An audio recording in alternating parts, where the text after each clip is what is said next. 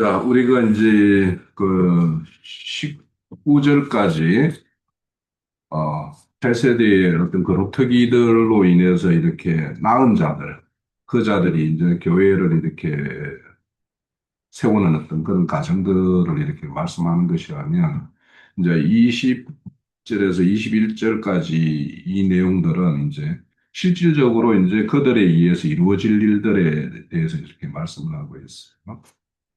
그래서 이제 20절에 보면 너희 형제들이 말과 수레 뭐 이런 게 수레와 교자와 노새와 낙타를 태워다가 나 여호와의 성산에 예루살렘으로 데려와 예물을 드릴 것이라 이렇게 말씀을 하고 있죠.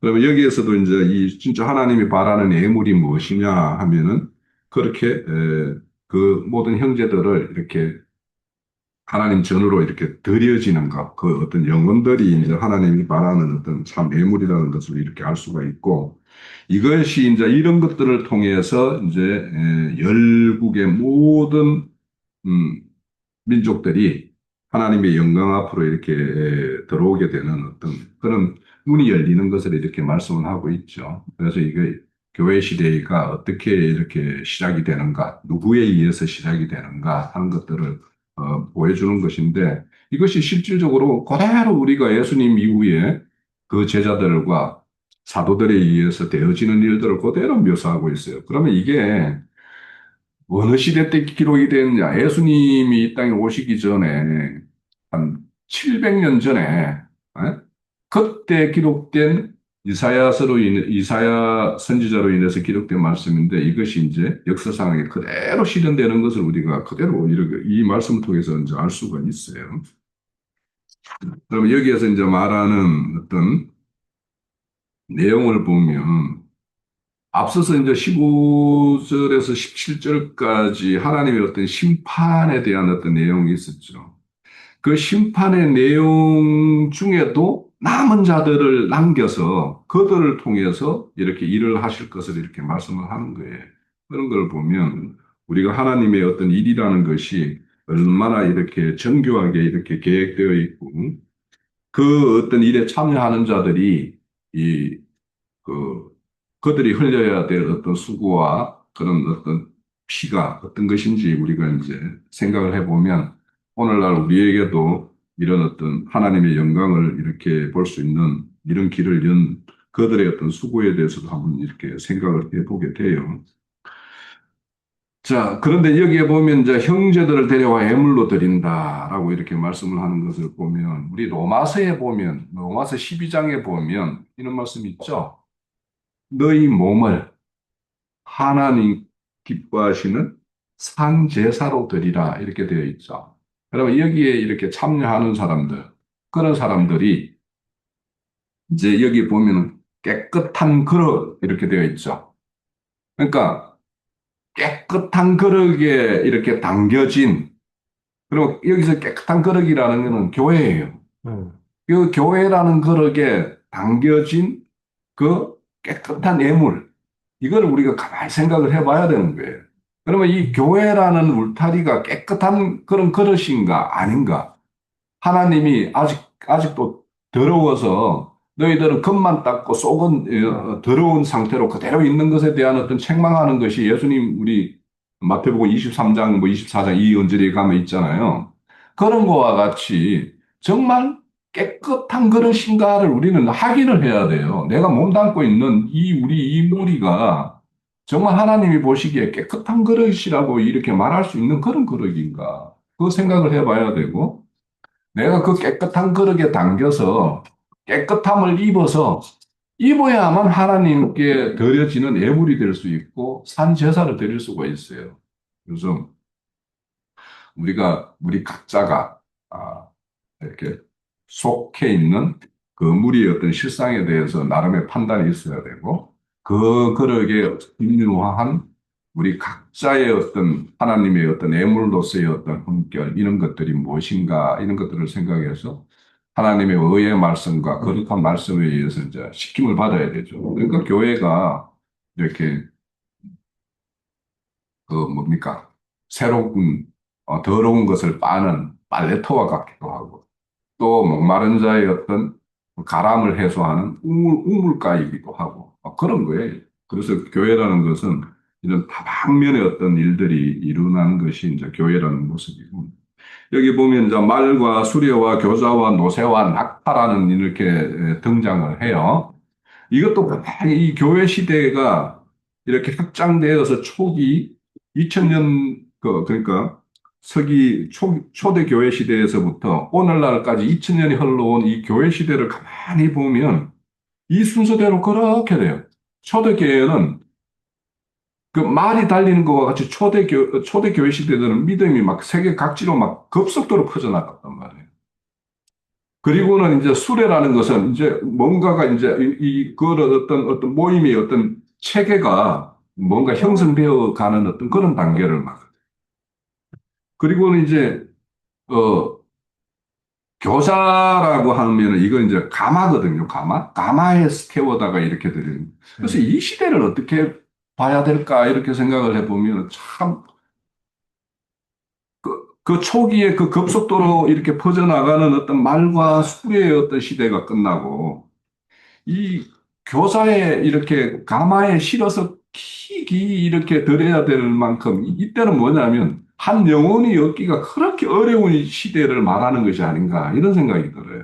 그래서 교자가 호되게요? 가마 뭐 가마가 뭐예요? 옛날 아니 뭐 친구들 친구가 왕절 시집갈 때 이렇게 태워서 태워서 이렇게 예, 예, 예. 그 한문으로 교자라고 어. 그러더라고요. 그러니까 그렇게 귀하게 이렇게 받아들여야 되는 어떤 그런 시대. 그러니까 이거는 이삭죽기 시대와 같은 이런 시대를 말하는 것이 아닌가 싶기도 하고요. 그리고 이제 노새와 이렇게 낙타라고 하는 것은 이제 노새는 굉장히 이게 인내와 이런 어떤 지속적으로 이렇게 그 노새는 이렇게 반항심이 없어요. 그냥 주인이 이렇게 끄는 대로 끄는 가는 건데 그래서 이런 것들은 정말 이 전도하기 어려운 어떤 그런 시대상들로 이렇게 쭉 흘러가는 어떤 모습인 것 같아요. 그런 낙타는 이제 아주 먼데 끝자락까지 이렇게 그 복음이 전파되는 어떤 그런 시대인 것 같기도 하고 아니면은 이제 오늘날 인터넷 시대와 같이 먼 나라와 같은 어떤 거리감이 상쇄되는 이런 시대를 말하는 것 같기도 하고 그래서 말과 수레와 교조와 모세와 낙타는 어떤 교회 시대의 어떤 그 시대의 어떤 흐름과 이런 어떤 복음 전파의 어떤 그런 현상과 그것을 그대로 이렇게 표현하는 말씀인 것 같기도 하고 그래요. 자, 그리고 이제 22절에서부터 21절의 말씀에 보면 자, 나는 그 가운데 택하여 제사장과 레위를 삼으리라 여호와의 말씀이라 이렇게 말하는데 여기에서는 제사장과 레위인이라고 하면은 그 시대 때 구약의 시대 때 보면 그 하나님과의 어떤 화목을 이루게 하기 위해서 하나님 앞에 제사를 드리는 게 제사장이었고 레위인들은 각 지파 속에 이렇게 흩어져서 하나님의 법을 이렇게 가르치고 훈육하는 이 일을 담당을 했어요. 그래서 어찌 보면 오늘날 그런 어떤 그 목회자들, 인원자들을 이렇게 세워서 일을 하실 것이다라고 말하는 것과 같은데 이제 우리가 알다시피 만인이 제사장 나라. 그러니까 출애굽기 19장에 보면 하나님이 이스라엘 백성을 애굽에서 이끌어낸 목적을 그들에게 말씀하는 부분이 19장이잖아요. 그 보면 나는 너희를 거룩한 백성, 제사장 나라 이거를 이렇게 건축하는 것이 하나님이 출애굽시킨 목적이라고 이야기해요. 그것이 이제 실질적으로 실현되는 것. 그러니까 구약은 모형과 그림자라면 그것이 실현되는 것. 이 시대, 우리 교회 시대를 이렇게 말씀하고 있는 거고. 그래서 이제 아까도 이제 쉬는 시간에 이제 말씀했지만 오늘날 교회를 인도하는 그런 자들이 나는 제사장이요 레위 지파라고 이렇게 말을 하는 것들을 이 이사야서 66장 21절의 말씀을 근거 삼아서 그렇게 말을 한다라면 이제 이것이 그들의 어떤 말씀이 이제 영적인 어떤 그런 것과 그들의 어떤 책임이나 이런 일들이 그 제사장과 레위인의 어떤 그런 거에 합치를 잘 이루는지 이런 것들을 우리는 또 잘 살펴봐야 되겠죠. 그래서 그들이 난 내 지파라고 하는 것이 이렇게 이사야서 66장 21절의 말씀에 근거해서 이렇게 말을 하는지는 모르겠어요. 자, 22절에서 3절까지 이거는 이제 새하늘과 새 땅을 내 앞에 항상 있을 것 같이 이렇게 말씀하는데 이제 이런 세대들이 일어날 어떤 그 교회 시대, 그 교회의 시대는 항상 이제 이 세계, 현상계를 마칠 때까지 이제 그 세계를 이제 운행을 하시겠다라고 하는 것이 이제 이 말씀이에요. 그래서 이 새하늘과 새 땅이라는 것은 교회 시대의 어떤 하나님이 얼마나 심중에 두고 이사야를 통해서 이렇게 말씀을 했는가 하는 것들을 우리가 이제 생각해 볼 수가 있는. 그래서 이 말씀은 이제 우리가 그 새하늘과 새 땅이라는 것은 앞서서 말했지만 우리 개인적인 차원과 하나님의 어떤 구속사의 어떤 경륜 이런 것들을 이제 생각해 볼 수가 있고 최종적으로는 계시록 21장에 가면 새하늘과 새 땅. 그래서 이 현상계를 모든 그 구속사를 마감하고 하나님의 영원한 새하늘과 새 땅에 대한 어떤 말씀으로 완성되는 것을 이제 말씀하고 있고요. 그것은 이제 이 오늘날 우리에게 적용하는 새하늘과 새 땅이라는 것은 우리가 새 창조가 어디에서 이루어져요?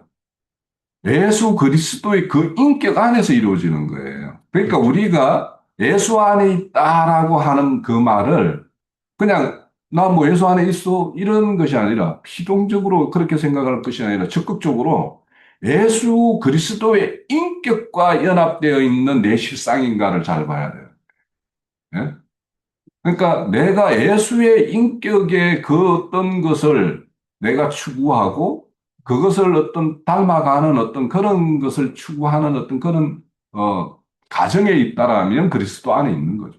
그러니까 우리가 그 예수 그리스도 인격이라는 것에 대해서 이 한번 한 주간 동안 깊이 한번 생각을 해보고 내가 예수를 믿는다고 하면서 그냥 개념적으로 그냥 그런 어떤 의식적으로만 그렇게 이해하고 그렇게 자신을 이렇게 그 이해 범위 내에다가 이렇게 넣어놓고 있는지 아니면 진짜 예수의 인격이라는 것과의 나와의 어떤 관계를 이렇게 맺고 있는지 이 관계를 잘 생각해 봐요.